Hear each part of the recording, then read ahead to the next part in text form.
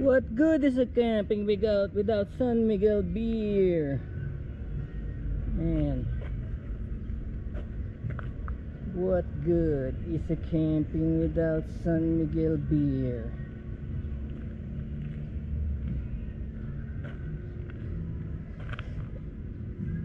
Yeah, so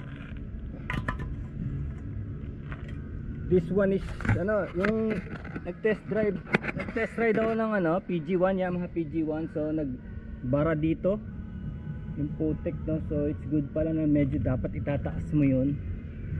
And of course yung tires na ginamit nila is not really for deep trail mud. So hindi siya pwede talaga sa trail. Kaya nga playful gaming yata yung sabi nung instructor doon sa playful gaming. It's not really for trail, no? Kaya kung and the power is 115.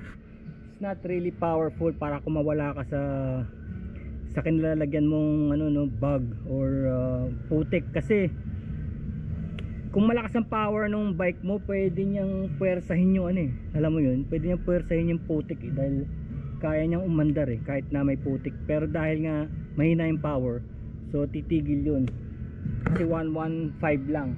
Sanay ako sa mga ganong klaseng power, kaya kasi meron akong 125, tsaka meron akong 110, no? Meron akong Honda Wave 125, meron akong CB 110, and then I have the Rouser 135, and I have the Rouser 200. So alam ko yung mga power niya, kaya yun lang ang nakita kong problema doon. So kung to compensate, I suggest to compensate if you have, kung balak yung bumili ng PG1, which is a very nice bike, na in love nga yata yung kapatid ko ron sa PG1 na yun, put some tires like this. Medyo nabi na kung talagang papasok kayo sa trail, kasi kung kukunin nyo yun, it's really for for off-road. Yun ang babalakin nyo. And then sabi ko sa kapatid ko, change sprocket here, kasi usually is I'm not mistaken, it's 40 something, 42. Liitan mo lang ng konti, 42, make it 38, no? So hindi mo na kailangan magpalit ng kadena. So pagkadating ng 38, iatras mo lang dito, atras mo lang, and that's it. That's easy, tsaka mura lang naman to. It's around 100 to 200 pesos. So yun ang mga changes na sinabi ko sa kanya. At first, it's the same engine na style, no? Walang clutch dito, puro dito lang.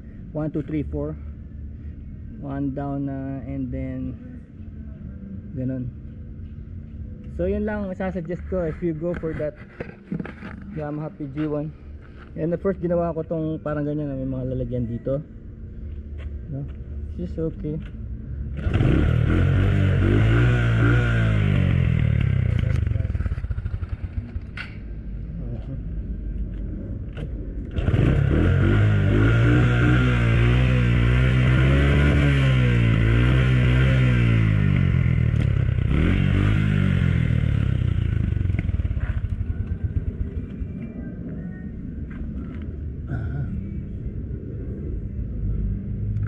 That's it. San Miguel beer. What good is a camping without San Miguel beer?